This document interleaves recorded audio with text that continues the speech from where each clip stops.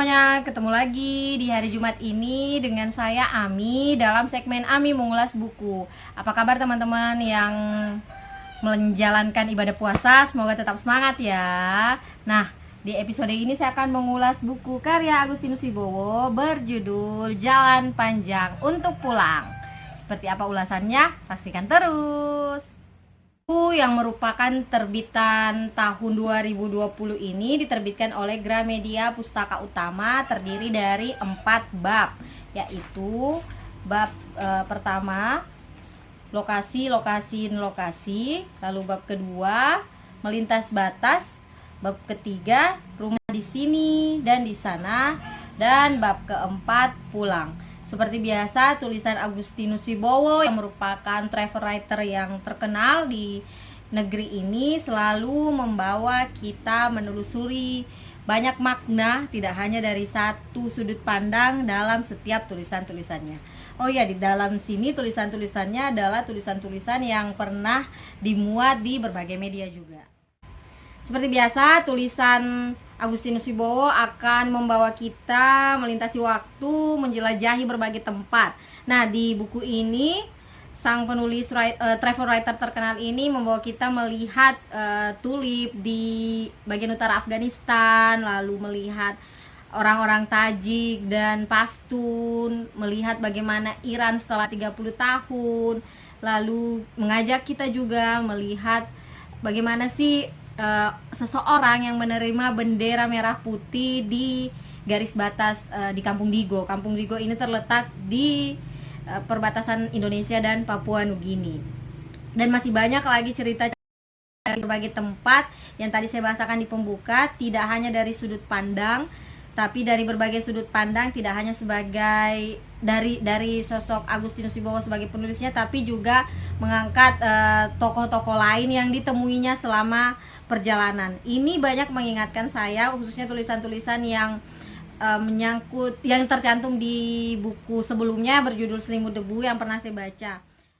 Ceritanya tidak hanya tentang perjalanan Agustinus Wibowo di luar negeri, tapi juga di negeri sendiri, misalnya perjalanannya ke Tanah Toraja, lalu perjalanan kehidupannya sebagai seorang minoritas itu juga digambarkan di sini.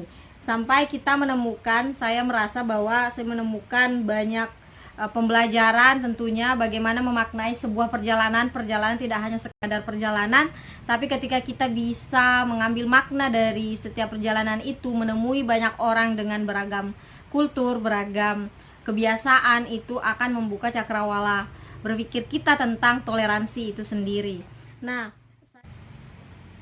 kutipan lainnya dari ayahnya yang banyak kemudian bisa menjadi sebuah makna juga dari kumpulan tulisan ini adalah bagaimana kemudian ayahnya yang tentunya mengajarkan Agustinus Wibowo ini tentang pemaknaan toleransi, pemaknaan minoritas itu. Cinaku ternyata berbeda dengan Cinanya. Cinaku adalah tentang menjadi minoritas dan tentang fantasi akan negeri leluhur yang begitu sempurna. Ketika aku di Indonesia, keminoritasanku membuatku merindukan Cina, tetapi ketika aku di Cina, fantasiku membuatku menolak Cina yang sesungguhnya. Tetapi Cina ayahku adalah tentang penerimaan akan realitas dirinya, adalah perdamaian dari identitas-identitas yang tampaknya saling bertentangan. Indonesia telah menerimanya sebagai Cina, dan dia menerima Indonesia sebagai rumahnya. Semua itu berasal dari hati, kata ayahnya, Agustinus Wibowo. Dia adalah lelaki tua yang telah menyatu dengan lautnya. Ini adalah sebuah pemaknaan tentang dari seorang yang minoritas tentang Indonesia. Sekarang kita yang mayoritas, apa kita merasa negara kita ini adalah laut dan telah menyatu dengan diri kita? Itu pertanyaan buat kita masing-masing sih. Oke, berhubung buku ini sebenarnya meskipun tebal, tapi karena dia bisa dibaca secara random, secara terpisah bab per bab, di dalam babnya juga ada sub-sub judul, jadi tentu merupakan bacaan yang ringan sih menurut saya. Kalau senggang kita mau baca bagian ini, kita bisa di sini hari selanjutnya mau baca buku lain boleh juga. Nah, yang kedua tentu lagi-lagi bahasa seorang Agustinus Wibowo dengan narasi yang begitu deskriptif, sangat membawa pembaca termasuk saya, melebur dalam cerita tersebut. Sangat menikmati perjalanan yang diceritakan. Dan yang ketiga, motivasi-motivasi dari kata-kata. Dan yang keempat adalah tentang memaknai perjalanan sebagai sebuah pembelajaran toleransi. Itu aja dari saya. Tetap semangat. Semangat berpuasa juga bagi teman-teman yang menjalankan. And keep reading. Sampai jumpa di video selanjutnya.